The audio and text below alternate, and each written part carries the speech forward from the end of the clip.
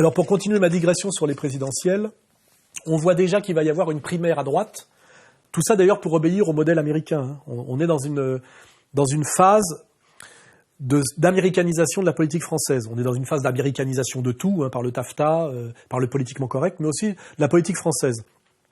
La droite française, qui avant était le gaullisme depuis l'après-guerre, on va dire, s'appelle maintenant les Républicains. Et on voit très bien que les socialistes sont sortis du socialisme totalement et n'ont plus qu'à changer le nom. Et que d'ailleurs, je pense qu'ils attendent un peu, mais pour appeler ça les progressistes ou les démocrates. Il faut réfléchir entre toutes les forces progressistes à construire une maison commune, une fédération, peut-être demain une formation politique commune. Et au bout de ce processus, alors à ce moment-là, des questions comme le changement de nom peuvent parfaitement se poser. Je rappelle d'ailleurs que si on regarde les États-Unis, le symbole des républicains et des démocrates sont un éléphant et un âne, ce qui en France veut dire un abruti. Deux formes d'abrutissement. Donc ça pose un problème. Je veux dire, d'identifier totalement la politique française à la politique américaine, à un moment donné, ça grince. Voilà. Mais pour revenir sur le Parti socialiste, les présidentielles, on voit qu'aujourd'hui, cette primaire à droite, sur le modèle américain, impose de plus en plus l'idée d'une primaire à gauche. Et pourquoi une primaire à gauche ? Parce que Hollande, normalement, est le candidat naturellement reconduit en tant que président en exercice pour incarner le Parti socialiste. Or, il est systématiquement donné dans les sondages comme non présent au deuxième tour.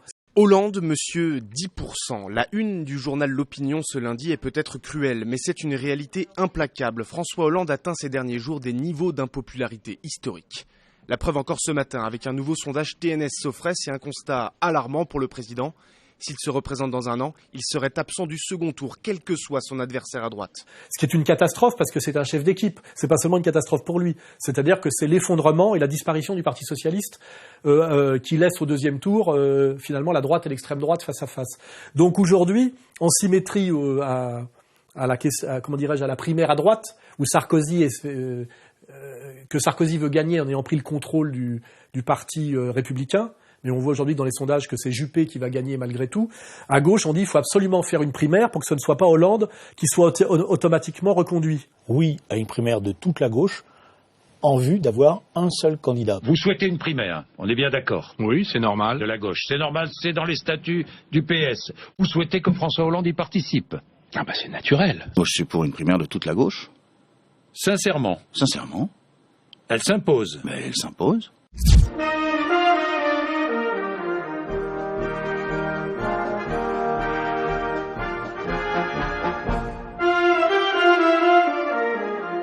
Et celui qui a la faveur des sondages à gauche pour mieux représenter la gauche et être présent au deuxième tour, on sait tous aujourd'hui que c'est Valls.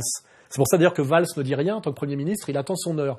Et quelle est la contre-attaque de Hollande qui se dit qu'on risque de lui imposer une primaire et que de cette primaire, s'il est face à Valls, il ne la gagnera pas, c'est de créer un autre candidat pour qu'il n'y ait pas que lui et Valls.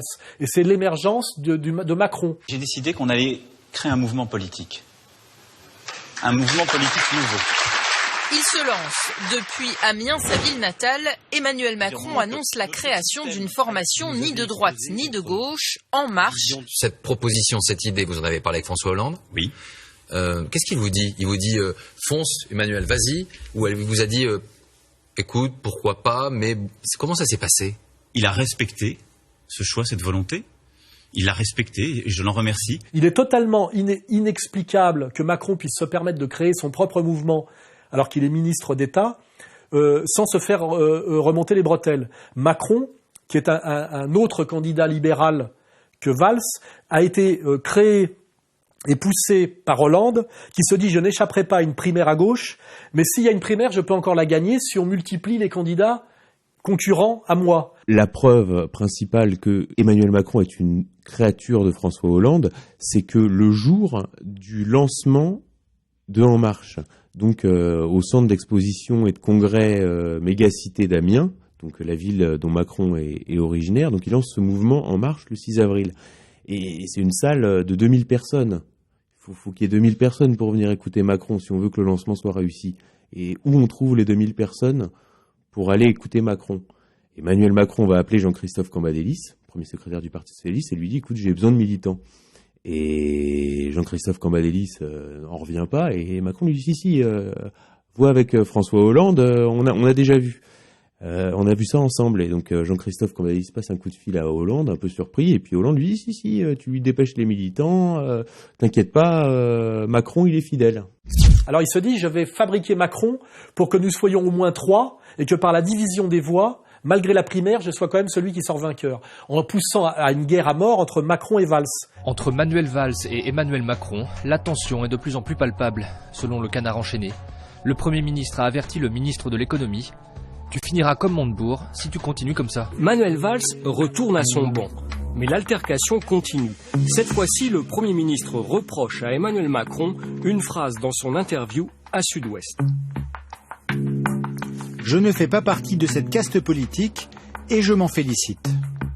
Manuel Valls s'est senti visé, mais Emmanuel Macron affirme qu'elle s'adresse à Alain Juppé.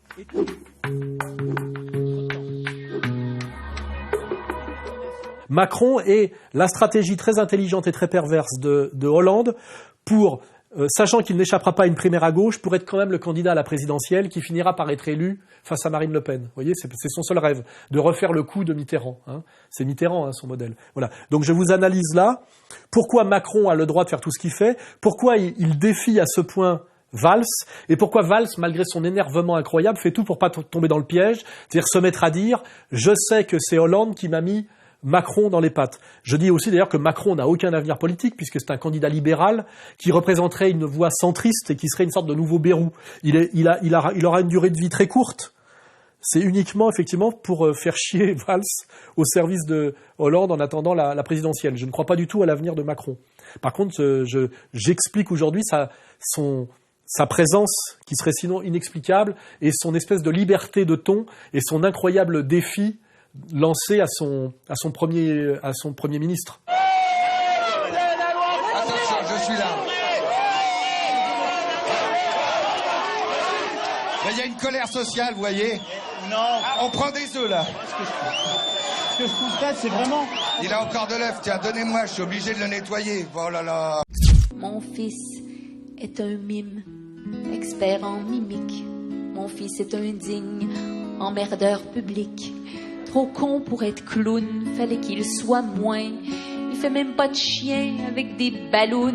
Alors moi je crois que Valls va gagner quand même la primaire à gauche parce que je suis persuadé qu'il y aura un nouvel attentat très spectaculaire islamiste en France avant les présidentielles. Il y aura d'autres attaques, des attaques d'ampleur, c'est une certitude. Larossi Abala, 25 ans, connu des services antiterroristes, a agi au nom du groupe État islamique, ici, dans ce quartier pavillonnaire sans histoire de Magnanville, dans les Yvelines. Vers 21h hier soir, Larossi Abala poignarde un commandant de police alors qu'il rentre chez lui. Les forces de l'ordre qui agissaient avec mon autorisation en légitime défense d'autrui ont trouvé le corps d'une femme. Il s'agit très probablement de la compagne du commandant, qui était elle-même fonctionnaire au commissariat, et un enfant de 3 ans, choqué mais indemne. Et s'il y a un autre attentat islamiste, le candidat sécuritaire de gauche, c'est Valls. Nous sommes en guerre. Et parce que nous sommes en guerre, nous prenons des mesures exceptionnelles. Et nous agirons. Et nous frapperons cet ennemi pour le détruire. Je rappelle que Valls, pour la loi travail, c'est lui qui veut la faire passer, cette loi de destruction du code du travail et de l'exception française sur le plan du travail, il se cache derrière la petite ministre par avant marocaine. Il se met pas en avant là-dessus. Par contre, sur le combat anti-islam radical, le combat sécuritaire, il est en première ligne. Nous sommes en guerre. L'Europe est en guerre. L'état d'urgence est là précisément pour protéger nos libertés. Les assignations à résidence, les perquisitions permettent précisément de lutter contre le terrorisme, contre la délinquance, contre tous les actes qui peuvent mettre en cause aujourd'hui l'état de droit. Et je pense que quand il y aura un nouvel attentat et que ça le propulsera comme Sarkozy de gauche. Rappelez-vous comment Sarkozy s'était imposé à l'époque comme candidat de la droite, c'était sur une idée sécuritaire. Les habitants de la cité des 4000 ont, comme les autres habitants de France, le droit à la sécurité. On va donc nettoyer, au propre comme au figuré, la cité des 4000. Vous en avez assez, hein? Vous avez assez de cette bande de racailles. On va vous en débarrasser. Donc je crois malgré tout que Valls gagnera la primaire à gauche malgré la tentative Macron voulue par Hollande, parce qu'il y aura un nouvel attentat en France et que c'est Valls qui incarne la dureté sécuritaire. C'est entièrement bidon, mais c'est Valls qui incarne ça comme Sarkozy l'incarnait à l'époque. Voilà. Il y a beaucoup d'analogies entre Valls et Sarkozy. Valls, c'est le Sarkozy de gauche. Fuck la police, Tic le beau, fuck la police. Oui, monsieur, fuck la police. Fuck la police. Oh, ouais, donc, fuck la police. Tabarnak, fuck la police. Fuck la police. Tic le beau, fuck la police. Oui, monsieur, fuck la police. Valls veut à tout prix faire passer la loi travail, c'est-à-dire répondre au calendrier de l'Union européenne sur la soumission du droit du travail français au droit du travail, on va dire, européen, sur le modèle, en fait, typiquement anglo-saxon, libéral. Et pour ça, il joue la stratégie du pourrissement. Et la stratégie du pourrissement, c'est toujours la même depuis la Révolution française, disqualifier Robespierre par les hébertistes. Or, le 31 mai 1793, la situation de la France était telle que si on n'avait pas agi contre les fauteurs de guerre civile, puisque les Girondins appelaient à la guerre civile, c'était non seulement la fin de la République, mais aussi la fin de la France, signé Lamartine. D'ailleurs, il y a des excités comme Hébert, vous savez, Hébert qui dirigeait le Père du Chêne, qui est un journal assez déshonorant, dont Jaurès, dans son histoire socialiste de la Révolution française, dira si la Révolution avait pu être déshonorée et l'eût été par Hébert, Hébert demandait du sang, demandait qu'on tuât ses députés. Et c'est Robespierre, écoutons du reste, qui s'y sont absolument opposés en disant ah non, surtout pas une goutte de sang. Hébert était un agent anglais, c'est-à-dire toujours casser les revendications sociales légitimes du monde du travail par les casseurs d'extrême gauche, qui sont jamais issus du monde du travail, vous pouvez le vérifier, mais de la petite et moyenne bourgeoisie étudiante ou même marginale et parasitaire. No Barcelone! No Barcelone! No Barcelone! No Barcelone! 1, 2, 3, c'est 1, 2, 3, c'est nous, on envoie des fleurs, ah ouais, charge-moi. Balance ta merde. Petite merde. Et donc effectivement, l'extrême gauche est là pour pourrir le combat légitime de défense du code du travail français. Et pour ça, ça passe par des groupuscules d'extrême gauche, ça passe toujours par les réseaux trotskistes, on va dire d'ultra-gauche, qui sont en fait entièrement protégés par le pouvoir. Pour quelle raison est-ce que le gouvernement n'engage pas les procédures de dissolution à l'encontre des groupes d'extrême gauche qui sont aujourd'hui clairement identifiés comme étant responsables de ces intolérables violences orchestrées contre les forces de police et donc contre l'État, alors que sous votre gouvernement, ou lorsque vous étiez ministre de l'Intérieur, vous aviez été très réactif et sans pitié pour dissoudre des groupuscules d'extrême droite au sujet de l'affaire Méric. Mais tous les groupes, quand ils sont constitués d'extrême droite ou de l'islamisme radical, peuvent faire l'objet d'une procédure de dissolution. Mais là, il ne s'agit pas de groupes constitués. Il s'agit de groupes spontanés, organisés parfois sur les réseaux. On voit bien ce qui peut se passer autour de Nantes et de Rennes avec les zadistes. Mais il n'y a pas de groupe proprement constitué, d'une organisation proprement constituée. Qui sont en fait entièrement protégés par le pouvoir, et protégés, je dirais, par la police d'État, par la police de l'État profond. Ils ont du matos sur eux et tout, interdiction de les arrêter, interdiction de les palper, rien du tout. Interdiction de les arrêter. Vous êtes sérieux? Je suis sérieux. T'as vu qui est au pouvoir? Bah t'as compris. Le problème, c'est que ces petits cons qui ont l'impunité totale, notamment l'impunité de m'agresser à plusieurs reprises, on verra que ce sont les mêmes, qui se sont fait choper en incendiant une voiture avec des policiers dedans, qui ont organisé au moins 2 agressions contre moi en toute impunité. Et le problème, c'est que les syndicats de police et les renseignements généraux, tous ces gens-là se parlent, savent aujourd'hui que ces casseurs, face auxquels ils se retrouvent systématiquement, notamment à Rennes, à Nantes, le fief de Jean-Marc Ayrault d'ailleurs, je précise, de cette gauche socialiste qui protège toujours son extrême gauche pour le sale boulot qu'ils font sur le terrain. Les flics aujourd'hui savent en gros qu'ils se prennent dans la gueule systématiquement toutes les manifs de défense du droit du travail français, y compris d'ailleurs finalement quelque part de leur position sociale à eux, puisqu'ils sont issus du peuple, les policiers, comme le faisait remarquer Pasolini. Ils se prennent dans la gueule d'une extrême gauche qui se sait totalement, comment dirais-je, protégée. Et là, à Paris, place de la République, on a regardé des mecs tout pétés. C'est-à-dire que place de la République, quand vous voyez les nuits debout, enfin les gens qui sont place de la République qui cassent tout, vous avez ordre de pas bouger? Non, on n'a pas ordre de pas bouger, c'est que les ordres ne viennent pas. Moi, ce qui m'énerve un peu, c'est qu'on entend les CRS sont les hommes de Valls ou les hommes de main. On dirait qu'ils ne réfléchissent pas. Bon, je peux vous dire qu'on obéit aux ordres parce que on obéit à un gouvernement quand même qui a été élu par la majorité des Français, ça faut pas l'oublier. Donc s'il y a des Français qui nous reprochent d'exécuter les ordres, on n'y peut rien. C'est eux qui ont élu ceux qui nous donnent les ordres. Et là, ça commence à aller très mal parce que les flics disent on en a marre d'être envoyés au casse-pipe systématiquement face à des petits merdeux dont on sait qu'ils sont au service de pouvoir socialiste. Et là, avec l'histoire de l'incendie de la bagnole, où il y avait quand même 2 agents de police dedans, ça pète un peu. Et c'est pour ça qu'ils ont daigné arrêter les 4 personnes qu'ils n'arrêtaient pas quand ils organisaient des commandos d'agression contre moi, je le rappelle, hein.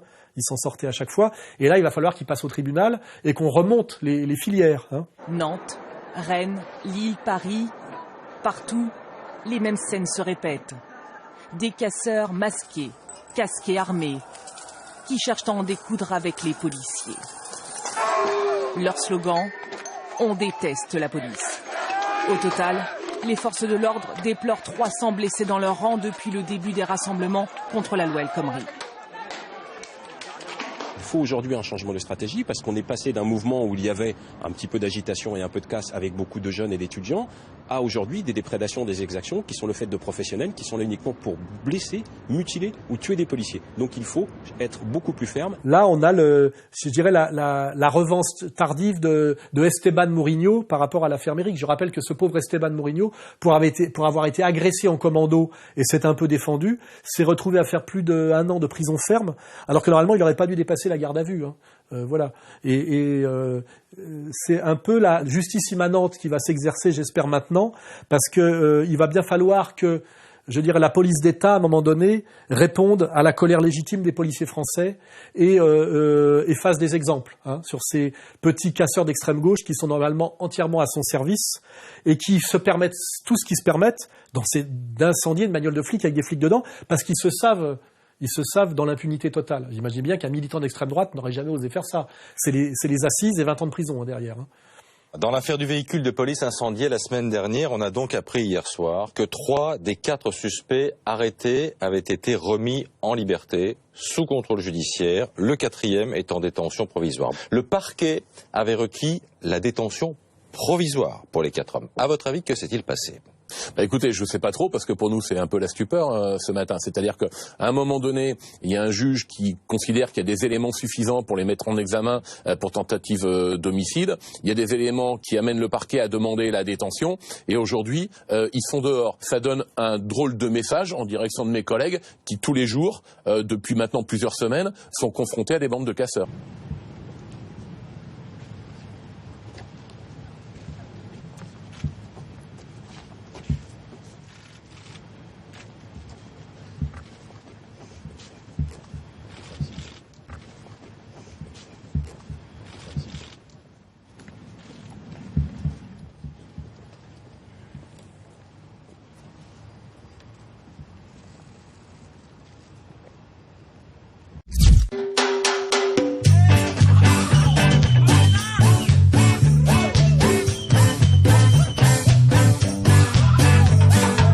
Nuit debout, on est dans la même logique. Le principe de Nuit debout, c'est que le système sait que ce virage à droite néolibéral ultra-violent qui crée notamment les révoltes légitimes de travailleurs en Bretagne, notamment comme les bonnets rouges, qu'il faut absolument pourrir ce mouvement de résistance des travailleurs en confiant, ce mouvement à l'extrême gauche. Si on accueille les réfugiés en France, on accueille tous ceux qui veulent, c'est des citoyens du monde, ils ont leurs droits et on va les respecter. On aura un stand ici, Welcome Refugees. Puisque les débats s'organisent avec des signes ici, on propose l'introduction dans la charte des signes d'un nouveau signe, qui est le signe que Flavia va faire, qui est un signe qui permettrait de dénoncer en fait des propos et des comportements sexistes, biphobes, transphobes, homophobes, lesbophobes. Le rôle de cette extrême gauche, vous avez pu le vérifier à Nuit debout, ce sont des gens qui passent la nuit debout parce que la journée ils ne travaillent pas, c'est d'empêcher notamment les représentants légitimes des travailleurs d'incarner cette révolte populaire et d'empêcher les gens comme moi, par exemple, de venir participer à ces tribunaux spontanés ou ces forums spontanés. Pourquoi dans cette assemblée, tous les jours, on repose le problème de laisser entrer ici les soraliens, de laisser entrer ici les cryptofascistes, de laisser entrer ici les rouges-bruns et leurs idéologies. Nuit debout est un mouvement politique, Nuit debout est un mouvement de gauche, Nuit debout est un mouvement antifasciste, anticapitaliste, anti-homophobe, antisexiste, et j'en passe, et des meilleurs. Alors on va continuer ça, continuons ensemble et réfléchissons à comment faire sans ces gens-là. Ce sont des flics du système pour pourrir et rendre totalement stérile comment dirais-je, l'insurrection qui vient et la colère montante à la fois du monde du peuple de gauche du travail et de la droite des valeurs, de ceux d'empêcher en fait la jonction de la manif pour tous et du refus de la destruction du code du travail. Le rassemblement des veilleurs, des jeunes issus des manifestations pro-famille, a débuté à 20h30. Immédiatement éjectés de la place par le service d'ordre de Nuit debout, ils se sont repliés sur une passerelle du quai de Valmy où ils ont pu lire leurs textes et entonner quelques chants pendant une demi-heure. Les veilleurs ainsi que la dizaine de journalistes venus sur place ont alors à nouveau été pris à partie par une vingtaine d'extrémistes de gauche venus en découdre, armés de bouteilles de verre, de barres de fer et de bâtons. Tu sors tranquille. C'est l'ordre. Attends, tu sors. Ce sont uniquement des illégitimes qui sont des petits parasites stipendieux par le pouvoir. Nous voilà donc sommés d'être inclusifs, sans limite, d'accueillir tout le monde sans la moindre discrimination, puisque c'est bien connu, la démocratie ne souffre aucune discrimination. Oui, mais voilà, ce pays est ravagé par deux violences à grande échelle. La violence du capital et la violence identitaire raciste. Ça s'appelle l'extrême gauche et l'ultra-gauche. Je rappelle que Lénine en a dit la même chose. L'histoire du mouvement ouvrier montre aujourd'hui que dans tous les pays, le communisme naissant, grandissant, marchant à la victoire, est appelé à traverser une période de lutte, d'abord et surtout, contre le menchevisme propre de chaque pays, c'est-à-dire l'opportunisme et le social-chauvinisme, puis, à titre de complément, pour ainsi dire, contre le communisme de gauche. Lénine. La maladie infantile du communisme, le gauchisme. Mais c'était déjà le cas avec les indignés, la même chose en Espagne, la même manière dont on a pourri les manifs de Wall Street. Ce sont toujours derrière les réseaux trotskistes, c'est-à-dire les parasites nomades, qui ont toujours lié avec la grande banque internationale, les réseaux Soros, qui manipulent des petits excités d'extrême gauche qui sont en général des fils de la petite bourgeoisie. Beaucoup de ces gamins-là sont pions dans des lycées. Et ça, c'est les fromages du réseau de l'éducation nationale offerts par les réseaux trotskistes. Je connais ça par cœur, y a pas de problème. On voit aucun de ces types-là ne vient de banlieue. Il faut quand même reconnaître que les antifas, c'est souvent des petits blancs du centre-ville, c'est rarement des gens de banlieue. Du coup, un nom est apparu, c'est donc Antonin B serait, selon toute vraisemblance et sous toute réserve, donc Antonin Bernanos. Alors Antonin Bernanos, il se trouve que c'est l'arrière-petit-fils de l'écrivain catholique et plutôt nationaliste Bernanos, Georges Bernanos. Évidemment, il habite plutôt un quartier paisible de Paris. C'est le fils du réalisateur Yves Bernanos, donc c'est typiquement ce qu'on appelle un milieu bobo. Les enfants ont été particulièrement, certains enfants ont été particulièrement sensibles à l'épisode des trains, des déportations l'épisode des wagons aussi. C'est intéressant parce que c'est toujours un peu le même profil de petits bourgeois. Donc là, c'est Action antifasciste Paris banlieue, mais bon, il n'y a pas beaucoup de banlieue dedans. Et c'est tout ce que nous décrivons et analysons à Égalité Réconciliation, aussi par Lucien Cerise qui explique ce que c'est que l'ingénierie sociale. Et c'est pour ça que nous avons autant d'ennuis, et c'est pour ça qu'on est autant détestés par cette extrême gauche. Parce qu'on pointe du doigt leur illégitimité, leur collusion avec le pouvoir, et aussi leur collusion avec le sionisme international. Tout ça, voilà. Donc Nuit debout, ça correspond en apparence à quelque chose de légitime, mais quand on se rapproche, c'est de la manipulation et c'est de la merde. Et pour conclure, je dis que quand on passe sa nuit debout, c'est que la journée on travaille pas, et que les gens qui passent leur journée debout à travailler ont besoin de dormir la nuit. Donc c'est jour debout qu'il va falloir faire demain. Et quand on fera jour debout, là ça sera vraiment l'insurrection. Motivé, il faut rester motivé. Motivé, il faut se motiver.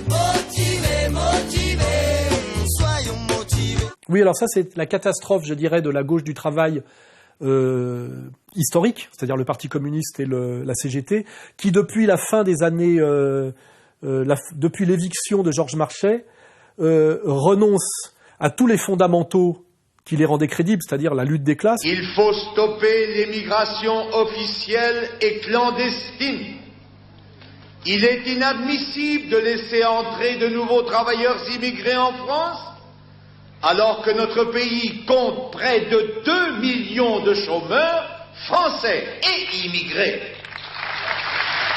Et qui rallie en fait la gauche sociétale, qui est en fait la valorisation des pseudo-catégories bourgeoises pour rendre inaudible le combat de classe, c'est-à-dire rallier le combat des femmes, des jeunes et des immigrés. Avec la CGT, gagnons l'égalité. La journée de la femme à la CGT, c'est toute l'année. Solidarité avec les sans-papiers. Alors un jeune, je pense que j'essaierai de lui parler pour déjà lui dire ses droits, ce qu'il a le droit, ce qu'il n'a pas le droit, parce que malheureusement aujourd'hui les jeunes sont exploités. Les sans-papiers, le féminisme et le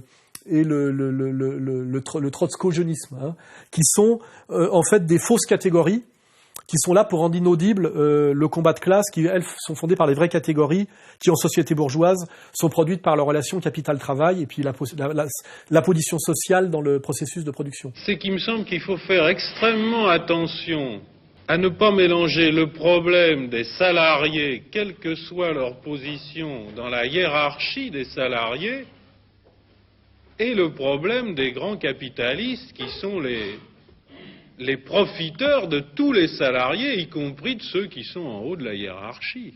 À quoi ça aboutit, en plus de tout ce qui a déjà été dit dans la discussion, à détourner le combat des ennemis véritables que sont les grands capitalistes, parce qu'on déplace le problème. L'ennemi, ça devient le supérieur hiérarchique, alors qu'au contraire, ce devrait être, dans une lutte de classe bien comprise, un allié potentiel et parfois un allié très solide. Je vous rappelle qu'un gay, selon qu'il soit ouvrier ou rentier, n'a pas, quelle que soit sa pratique dans la pissotière, les mêmes intérêts politiques sérieux quant à ses choix, notamment de politique de gestion. Hein, c'est ça qu'il faut comprendre. De même qu'une ouvrière n'a pas de combat social commun à mener avec une rentière. Hein. Il faut comprendre que la patronne du FMI est une femme, comme la femme de ménage, sans doute, qui nettoie à la fois sa maison et ses locaux. Elles n'ont pas de combat commun à mener. Hein. C'est toutes les escroqueries du féminisme, toutes les escroqueries du jeunisme et aussi toutes les escroqueries du sans-papierisme. Et malheureusement, le Parti communiste comme la CGT, depuis des années, drague les femmes, les jeunes et les sans-papiers, alors que ces gens-là les méprisent ouvertement et ne leur apportent jamais rien. Parce qu'en fait, il y a une désaffection totale du mouvement syndical. Je rappelle que tous syndicats confondus ne représentent que 7 à 8% des salariés et que la CGT est même devenue minoritaire aujourd'hui parmi les syndicats. C'est-à-dire que la CGT doit représenter 2% des salariés et aujourd'hui elle essaye d'encarter à tout va et de draguer sur le terrain de la manif, et elle drague les jeunes. Alors avec cette affiche anti-flic, elle drague en fait les gauchistes qui vont systématiquement attaquer le SO de la CGT depuis des années et des années. Pour ne pas laisser le champ libre aux casseurs, les syndicats avaient prévu leur propre service d'ordre. Les voici ici, étonnamment équipés de battes de baseball et de matraques. Dans la foule, ce brassard rouge les distingue des manifestants les plus radicaux, avec lesquels les échanges sont houleux. Laissez-nous manifester de notre façon et vous manifestez de la vôtre. Vous vous foutez devant nous avec des gros bâtons là et vous vous étonnez qu'on vous frappe une musique. De son côté, le service d'ordre de la CGT justifie cet équipement. Moi j'ai des collègues qui ont été blessés la semaine dernière. Je me suis pris un pavé là, voilà. Cette semaine, on est venu pour que ça se passe bien. Et est-ce qu'avec des battes de baseball, c'est pas aussi à utiliser la tension ? Pour que ça se passe bien.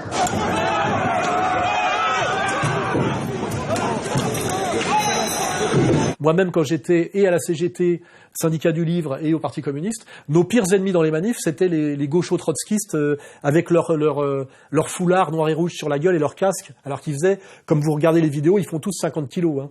Alors que le SO de la CGT, c'est des mecs de 40 ans de 100 kilos. Hein, voilà. Mais c'est catastrophique de voir les élites de la CGT comme les élites du Parti communiste draguer les gauchistes qui les méprisent et qui ont été mandatés pour les détruire. Hein. Mai 68, c'est la double destruction du gaullisme par la droite libérale Poher, Giscard, et aussi du Parti communiste par le trotskisme de Krivine. Hein. C'était la double destruction de mai 68, c'était de détruire l'alliance issue du CNR et de la résistance, du PCF et du gaullisme. Hein.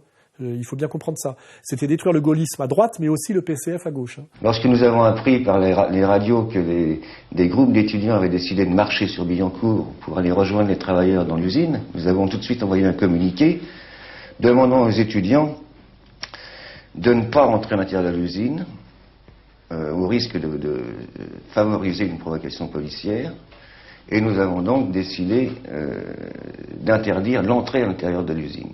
Les centrales syndicales se séparent. La CGT manifeste seule. De son côté, la CFDT suit les jeunes travailleurs et les étudiants qui se rassemblent au stade Charletti. Ce meeting marque la nouvelle division du mouvement. D'un côté, le PC et la CGT, de l'autre, la gauche non communiste. Et on a aujourd'hui les derniers résidus du PCF et de la CGT qui ne trouvent rien de mieux pour essayer d'exister encore que de draguer leurs pires ennemis, un peu comme le pape François drague les gens qui ont déclaré que le Christ n'était pas le Messie et qu'il méritait de bouillir pour l'éternité dans une vasque d'excréments. Jésus a été envoyé en enfer, où il est puni en se faisant bouillir par l'excrément pour avoir moqué des rabbins. C'est la même chose. Hein. Le ralliement du PCF et de la CGT au gauchisme trotskiste, c'est la même chose que le ralliement du pape François à la synagogue. Hein. C'est une stratégie de soumission catastrophique. Elle se passe d'ailleurs de la même façon en même temps, et elle incarne un peu finalement des choses assez parallèles. Voilà.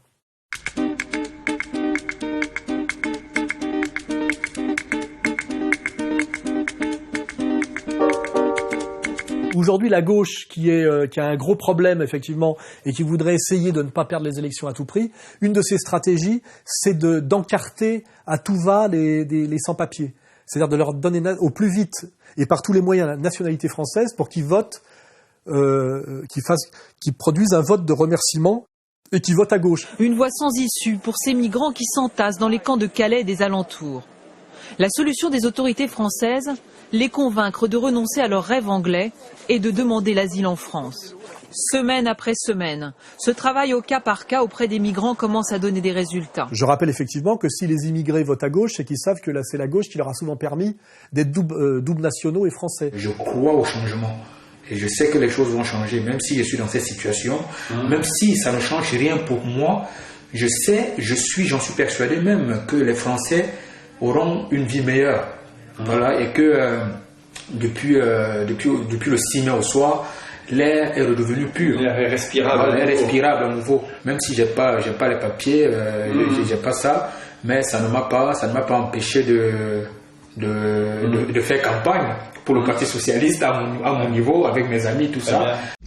Je parlais récemment à une amie tunisienne, très honnête, qui me disait oui, moi, j'ai voté à gauche jusqu'à présent parce que c'est grâce à Jean-Pierre Chevènement que j'ai pu avoir la nationalité française à 18 ans. Voilà. Donc effectivement, la stratégie de la gauche pour avoir des électeurs est de naturaliser à tout crin, à tout prix et n'importe qui et n'importe quoi. Naturalisation par décret. Modifié le 5 avril 2016. Le délai de 5 ans est réduit à 2 ans pour les personnes qui ont suivi avec succès 2 années d'études supérieures sanctionnées par l'obtention d'un diplôme français ou par un passage en année supérieure. Le délai de 5 ans est supprimé pour les ressortissants d'un pays dont l'une des langues officielles est le français, les réfugiés. J'ai l'honneur d'avoir siégé ici dans cette assemblée. J'ai l'honneur de servir le gouvernement de mon pays. Et pourtant, je suis né à l'étranger, j'ai été naturalisé, j'ai appris à devenir français. Et je souhaite que tous ceux qui viennent en France, parce que la France a un grand message à passer, puissent accomplir ce chemin. C'est-à-dire qu'on a vraiment une gauche qui sacrifie la France et l'avenir de la France pour essayer de se maintenir au pouvoir malgré sa totale illégitimité et son total effondrement en termes de pourcentage électoral. Je rappelle aujourd'hui qu'on a un président de la République qui doit représenter une dizaine de % de satisfaction. Si les premiers commentaires passent, salut François, coucou mon flambi, très vite les critiques fusent. Aucune prestance ce président, dit à Hollande de démissionner, peut-on lire. Puis c'est un déferlement d'injures.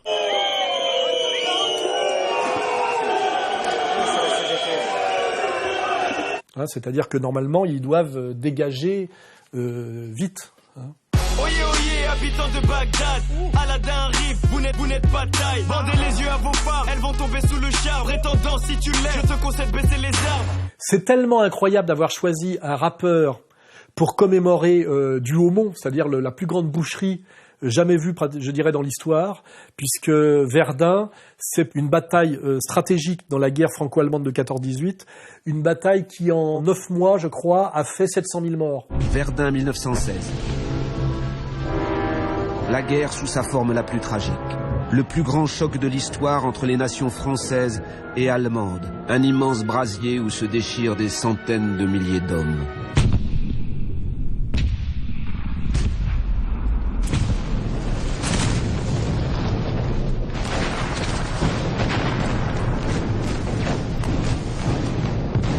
Ils l'appelleront l'enfer de Verdun. Je rappelle que la Deuxième Guerre mondiale, dont on nous rabat les oreilles en permanence, et qui nous impose le devoir de mémoire quotidien, c'est toute nationalité confondue, 75 000 juifs morts, et si on prend les Français de confession juive, 25 000 environ. Hein.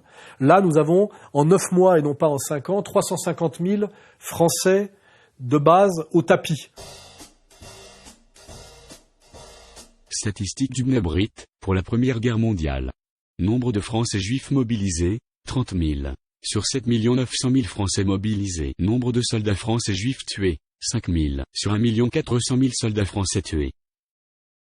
Nombre de rabbins tués, 6. Pour 6 000 prêtres et religieux catholiques tués. Fait troublant. En 1921, Albert Manuel, secrétaire général du consistoire israélite, publie dans Les Israélites dans l'armée française, le chiffre de 3068 morts juifs pendant la Première Guerre mondiale. Tu ne peux savoir ce que l'homme peut faire contre l'homme. Mes pieds sont gras de cervelle humaine. J'écrase des thorax. Je rencontre des entrailles.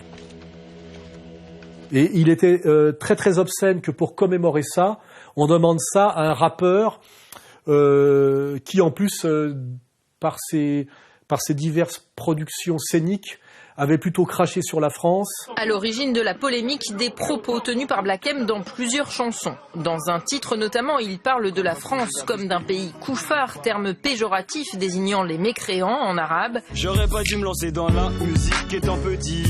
Écoutez papa étant petit. Je me sens coupable quand je vois ce que vous avez fait ce pays. Coupable. Et il est évident que ça engendre une légitime colère.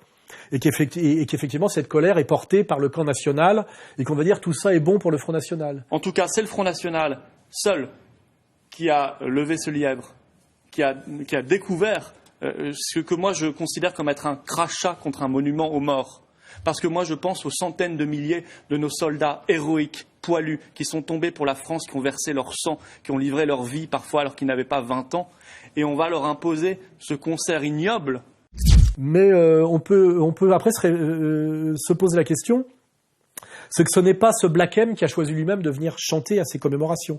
On n'a fait que le choisir comme, je dirais, espèce de victime expiatoire, exactement comme on fait porter la loi travail par la petite marocaine, dont je fais exprès de ne pas me souvenir le nom, et de même qu'on détruit l'éducation nationale française et le français par une autre petite ministre marocaine. Hein. Alors la question c'est qui a choisi ce petit rappeur et pourquoi ? C'est la question que je me suis posée. Et comme par hasard, qui c'est qu'on trouve derrière ? Notre invité ce matin, Joseph Zimet, le directeur général de la mission française du centenaire de la Première Guerre mondiale. Monsieur Zimet, je crois qu'il est le fils du plus grand chanteur yiddish.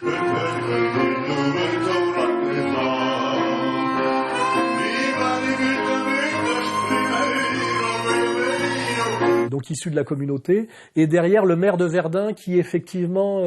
Moi, vous le savez, je suis professeur d'histoire, maire de Verdun, cité universelle. Je me bats au quotidien pour défendre les valeurs et les principes de la République. Mais je n'en doute pas, Samuel Hazard. La question est simple. Est-ce que vous regrettez cette invitation ou est-ce que vous l'assumez? Black M chantera le 29 mai à Verdun. Aujourd'hui, on l'assume. Monsieur Hazard, oui, donc voilà. Donc Monsieur Hazard et Monsieur Zimet choisissent un black rappeur pour commémorer Verdun. On est au-delà de la maladresse là. Il y a vraiment le plaisir d'injurier, je dirais le producteur sédentaire français blanc européen qui en a chié dans les tranchées, et aussi de manière très perverse continuer à diaboliser le français d'origine immigrée et aussi le rendre détestable à la communauté française patriote. Black M, entends-tu? Black M, entends-tu? Black M, entends-tu?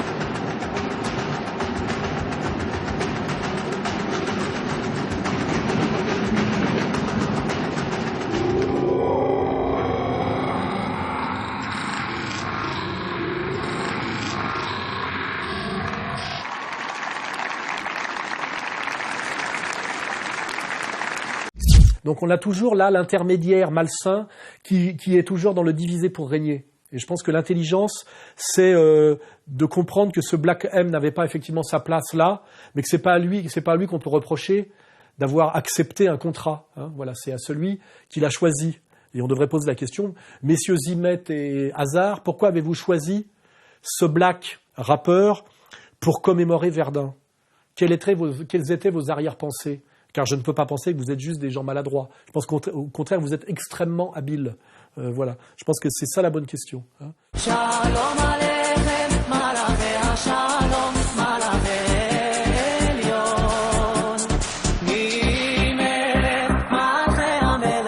Et avant de faire donc des études brillantes de dentiste, il a décidé de prendre une année sabbatique durant laquelle il a participé d'abord à la Nouvelle Star en Israël, où il a été le premier chanteur à chanter en français. Et puis après, il s'est dit, tiens, je vais poster des vidéos sur le net. Il a repris notamment un titre de Patrick Bruel, je te le dis quand même. Et alors là, la magie opère, quand c'est le destin, c'est le destin. Patrick Bruel lui propose à ce moment-là de faire un duo avec lui.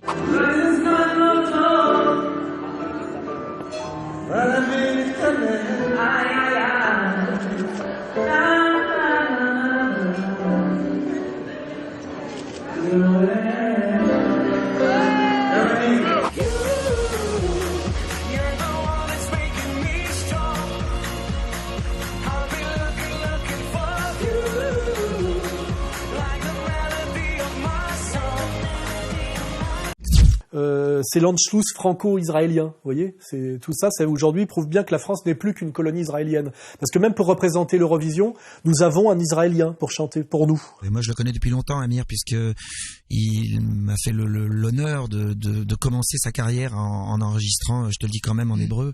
Et c'est pour ça que j'ai regardé d'ailleurs ce soir l'Eurovision, parce que je me suis dit, ils vont être peut-être capables de nous le faire gagner en plus, pour qu'on puisse dire que on doit notre victoire à l'Eurovision, qui n'a pas eu lieu depuis la fameuse Marie-Myriam. Pour le bateau, dansant sur les vagues, ivre de vie, d'amour et de vent. Pour qu'on se dise, on peut d'ailleurs se le dire, grâce à cet Israélien,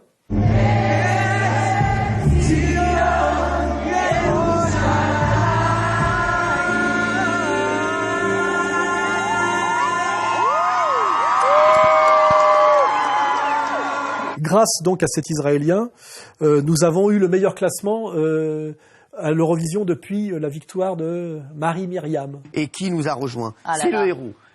En ce moment, il y a un héros en France et il est avec nous. Alors, ne me parlez pas de Sébastien Flute qui a fait des résultats formidables au tir à l'arc. Hein, non, mais c'est vrai. Ne me parlez pas de Teddy Riner, qui est un des plus grands sportifs qu'on connaît. L'équipe de France de handball, non. Il y a un héros aujourd'hui. La France lui doit tout. Lui doit cette 6e place à l'Eurovision. Amir est avec nous.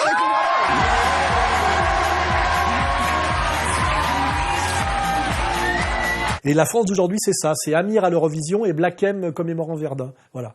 On est en droit, quand on est un patriote de souche, de trouver qu'il y a quelque chose de pourri dans le royaume de Danemark. Hein.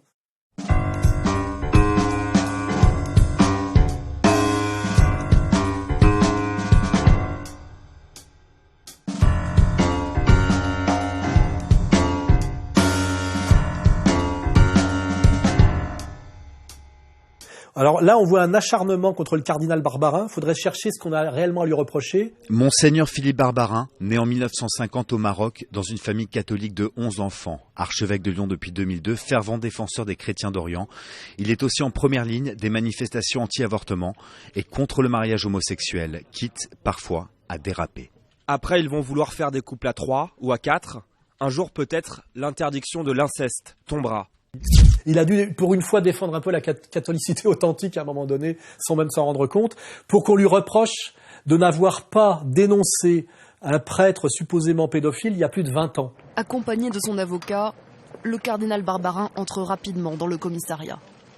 Son audition a commencé à 8h ce mercredi matin. L'archevêque de Lyon est mis en cause dans 2 enquêtes pour des faits de non-dénonciation d'agressions sexuelles sur mineurs et de mise en danger de la vie d'autrui. Il est interrogé sur le cas du père Bernard Prénat, mis en examen fin janvier pour des agressions sexuelles commises sur de jeunes scouts entre 1986 et 1991. C'est marrant parce que pour certains il y a prescription, pour d'autres il n'y a pas prescription. C'est marrant, il y a des gens qui ont l'imprescriptibilité à la bouche systématiquement quand leurs intérêts sont en cause. Ça n'a pas de sens de mettre un homme en prison pour des faits qui remontent à 30 ans, dont la plaignante dit elle-même que c'est de la vieille histoire et qu'elle ne veut plus en entendre parler. C'est un peu sinistre cette histoire, franchement. Un homme d'un tel talent, reconnu dans le monde entier. Ils en font toute une histoire alors qu'il y a 20 000 criminels dehors avec des armes et qui tuent des gens dans la rue. Et là, ils gaspillent l'argent de mes impôts avec Roman Polanski. Et alors, au moment où on montre du doigt, comme toujours, les prêtres pédophiles, en oubliant qu'il y a quand même des pères blancs, des prêtres, là on pourrait repasser un extrait de Mission, hein.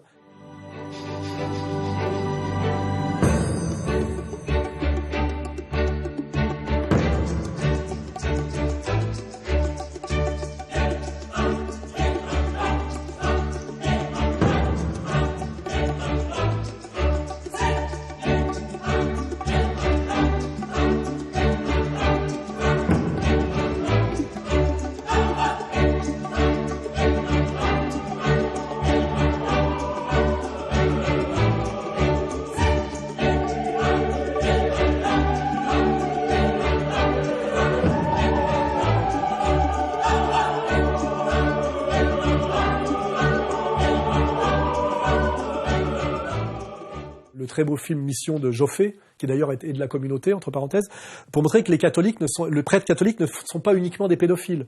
Ils font des tas de choses très bien et que c'est quand même ultra minoritaire la pédophilie dans l'Église catholique. Mais par contre, on en parle systématiquement, alors qu'au même moment, on a des tas d'affaires de pédophilie protégées au niveau de l'éducation nationale. Pendant 9 ans, il a enseigné les mathématiques dans ce collège de l'Essonne. Un professeur de 55 ans, autorisé à exercer malgré une condamnation pour des faits de pédophilie. En 2006, l'homme avait déjà été condamné non pas en France mais en Grande-Bretagne. 15 mois de prison pour relations sexuelles sur mineurs. Il était alors directeur d'une colonie de vacances. Exclu de l'éducation nationale dans la foulée, puis réintégré au bénéfice du doute par une commission paritaire en 2007. Mais là, quand il s'agit de pédophilie pas très catholique, c'est beaucoup moins relayé par les médias dominants. Ça, il faut le faire remarquer.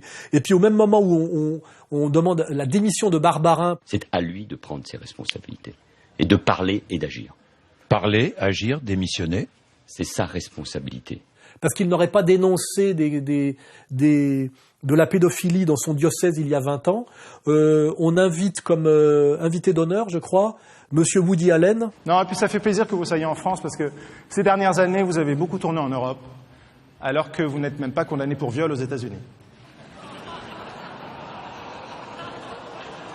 De même que je pense que les époux Klarsfeld n'incarnent pas la morale telle que je la conçois, je pense avoir le droit de dire que Woody Allen est un cinéaste très très surfait. De même que c'est un musicien de jazz de troisième zone.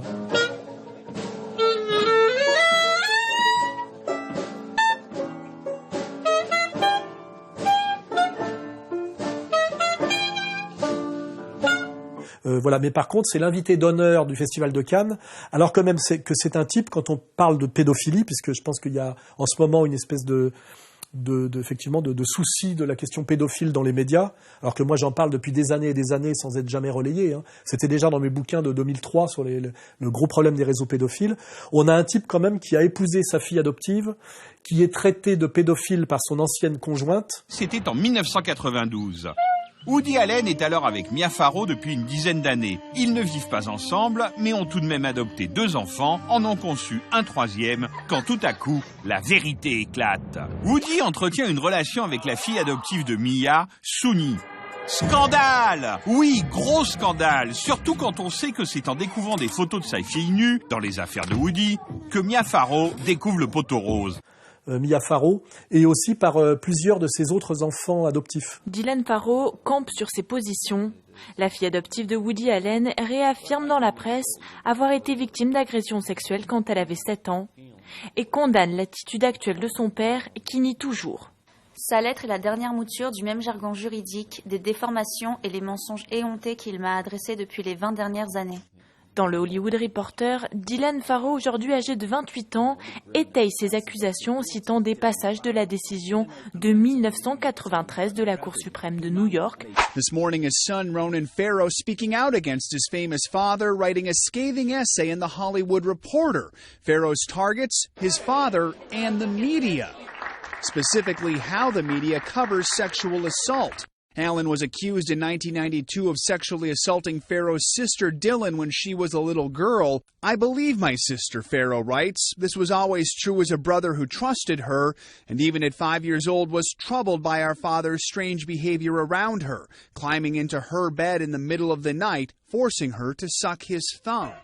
Imaginez que Le Pen se présente en public avec une fille qu'il aurait épousée, qui aurait au moins 30 ans de moins que lui, et qui serait en plus sa fille adoptive, la fille de son ancienne femme qu'il aurait connue à l'âge de 2 ans. Imaginez ce qu'on dirait, le tollé que ça produirait. Alors là, visiblement, il y a des gens qui sont au-dessus de tout. Bah, vous savez, quand une petite fille de 5 ans et demi, commence à vous déshabiller, c'est fantastique. Hein, qui sont intouchables, envers qui la morale commune ne s'applique pas.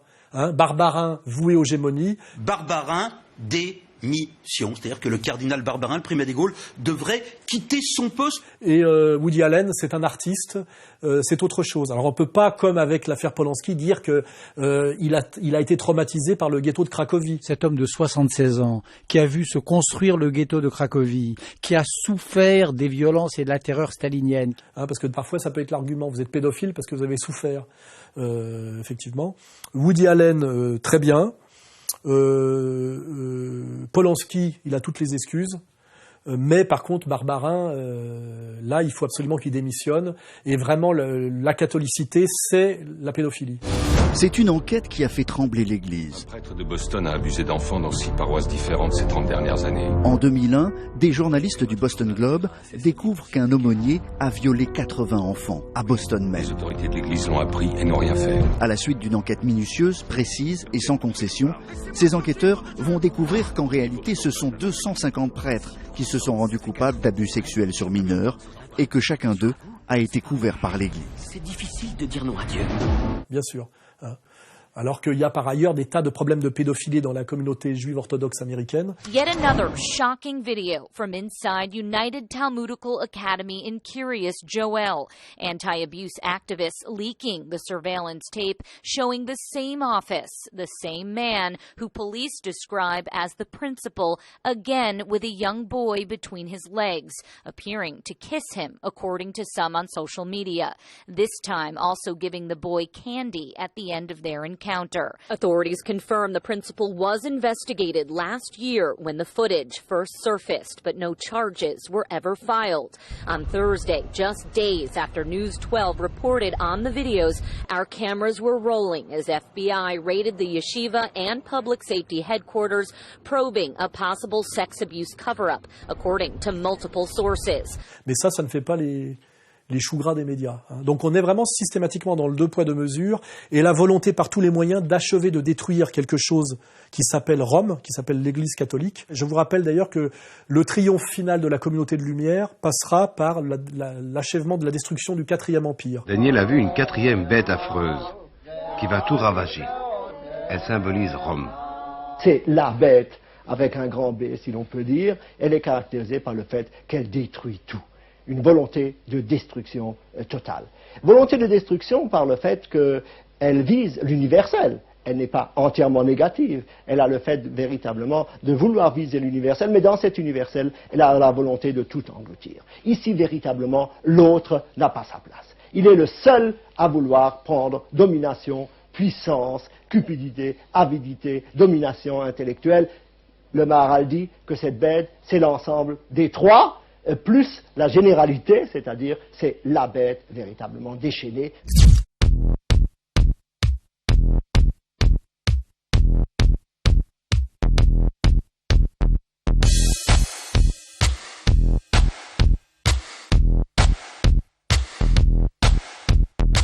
Alors Cannes, c'est effectivement la mise au tapin de toute la culture par le nouvel ordre mondial. C'est-à-dire que la réduction à la propagande la plus lourdingue et la plus violente de la culture occidentale, et notamment de le cinéma. Ce qui n'était pas le cas il y a 30 ans. Hein.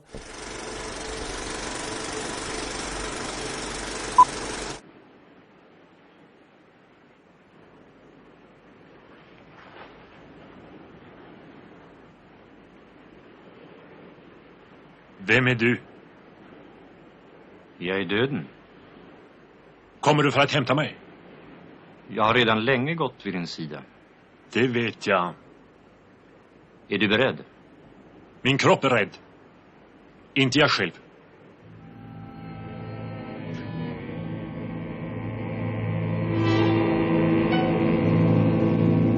Vänta ett ögonblick.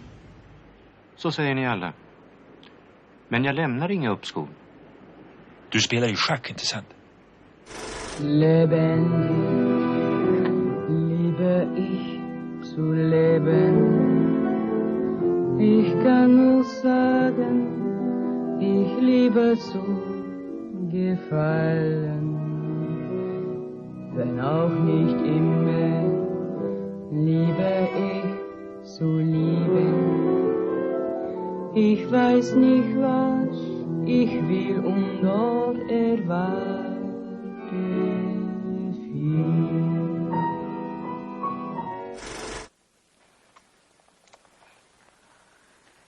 E tuo padre perché non torna? In Kenya c'ha la sua farm, i suoi cavalli, coltiva i fiori.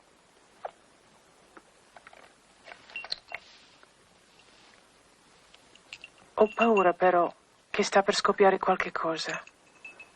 They've all got their revolvers. All of them again. All who? The white or the colored? Non incominciate a parlare in inglese perché io non capisco niente. Stavo dicendo che c'hanno tutti la rivoltella addosso di nuovo. Davvero? Capisci, sono 60.000 bianchi e 6 milioni di negri che vogliono cacciarli via. Meno male che il negro è ancora quasi sulle alberi, appena perso la coda, se no ci avrebbe già cacciato via. Beh, anche ora. Io vi dico solo una cosa. Ci sono 10 capi che avranno studiato a Oxford. Tutte le altre sono delle scimmie. 6 milioni di scimmie. Le cinéma a sans doute été un art au moment de, je sais pas, d'Antonioni. Aujourd'hui, ce n'est plus qu'un outil de propagande grossier, où on va encenser un cinéaste chinois parce qu'il emmerde le pouvoir officiel chinois, où on va encenser une cinéaste iranienne parce qu'elle emmerde le pouvoir iranien, où on va encenser un cinéaste franco-tunisien parce que il valide la théorie du genre.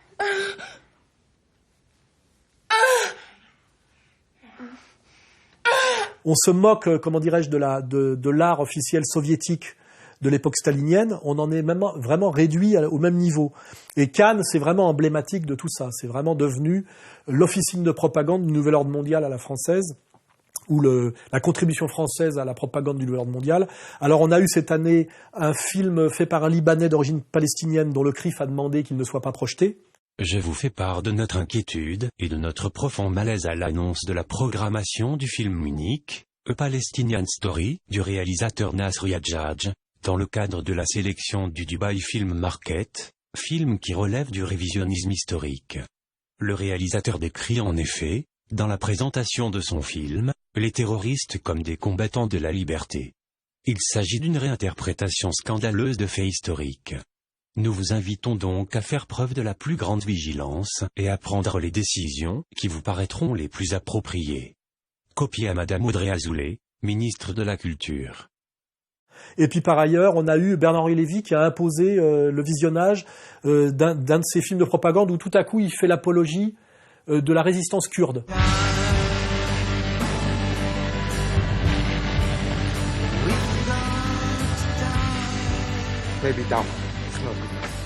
Les fous de Dieu seraient-ils meilleurs terroristes que combattants?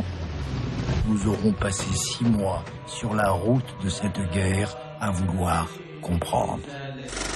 Chaque fois que Bernard-Henri Lévy se pointe, c'est pour essayer d'utiliser une minorité souffrante pour l'envoyer au tapin dans les intérêts bien compris du nouvel ordre mondial et d'Israël, en sachant qu'à chaque fois, derrière, ils seront châtiés.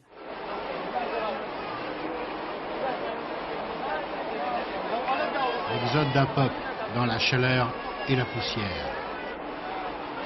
L'image du premier convoi des 100 000 réfugiés kurdes.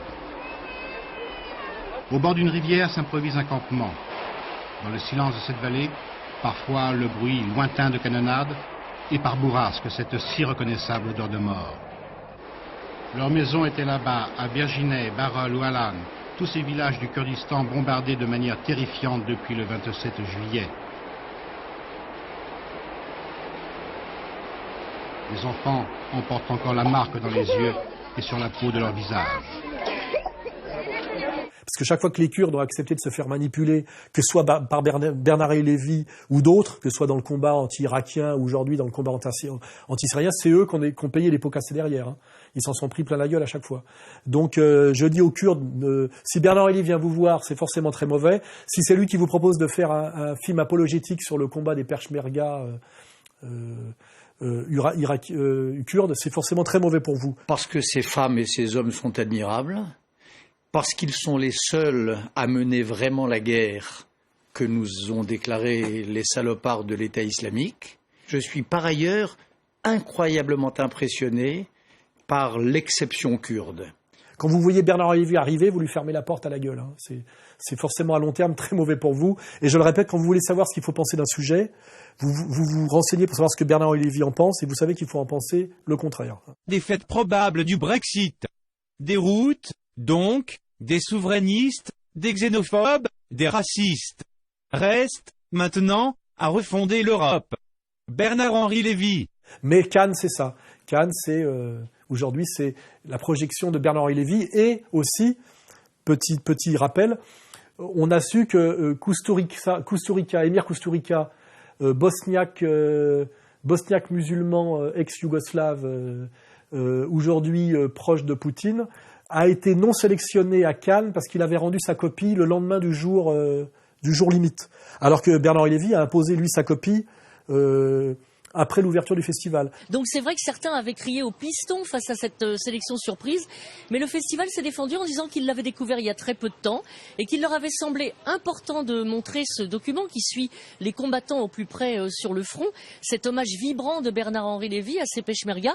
Et d'ailleurs, la critique internationale comme française a plutôt bien accueilli le film cet après-midi. C'est-à-dire qu'un type qui a été 2 fois Palme d'Or à Cannes et qui est sans doute un des plus grands cinéastes vivants depuis... à partir des années, on va dire 80-90, qui est Émir Kusturica, qui a fait le très beau temps des Gitans. Lui, il a été recalé à la sélection de Cannes, sans doute parce qu'il est insoumis à l'idéologie du nouvel ordre mondial. Sur la crise des réfugiés, par exemple, le philanthrope George Soros milite pour une société ouverte. Il a lancé des appels clairs et encouragé les réfugiés à venir en Europe. Je suis sincèrement aux côtés des réfugiés, mais quand il y en a tellement, ça aboutit à ce que M. Soros dit. Il cherche à créer une Europe sans identité. Alors que Bernard-Henri Lévy, lui, qui est considéré par Kusturica et par tout le monde comme le plus mauvais cinéaste de tous les temps. Après Underground, vous aviez annoncé que vous quittiez le cinéma. Pourquoi avez-vous changé d'avis? J'ai changé d'avis en voyant les dommages que Bernard-Henri Lévy pouvait causer au monde du cinéma. Je me suis dit, tu dois y retourner, tu peux pas laisser faire ça.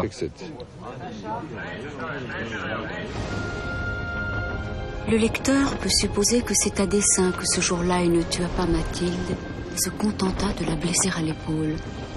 Sans doute s'offrait-il ainsi l'illusion qu'un jour ou l'autre, elle lui reviendrait.